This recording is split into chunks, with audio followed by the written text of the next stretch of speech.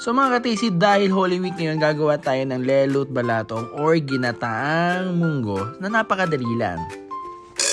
So sa isang mainit na pan, nilagay natin ng 100 grams na munggo beans at atin itong binusa ng binusa hanggang maging medyo konting darker brown na ang kanyang kulay. Then afterwards, set it aside and then palamagin mo siya.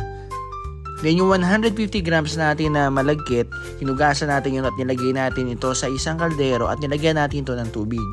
So pakuluin lang natin yun at lagyan natin ng pandan para mas masarap ito. And then sa pamamagitan ng almeres or kung wala ka almeres, kumamit ka ng bote, durugin natin ang munggo. Make sure na nadurog lahat ng munggo. And then magtahip ka para na sa gano'n matanggal yung di ka nais-nais na balat ng munggo. And at this point, pinagsama na natin siya at dinagdagan pa natin ito ng tubig para sa ganon mas manalo siyang lumambot o maluto. At isunod naman nating ilagay ang isang pakete ng Coco Mama. Coco Mama, beke naman. Pero kung available yung fresh na gata, mas maganda. So yun, haluin mo lang yan. Kapag medyo nakikita mo na hindi pa siya luto, dagdagan mo lang ng tubig. At ngayon, nilagyan natin ng asukal. So tansyameter lang yan. At syempre nilagyan natin ng salt.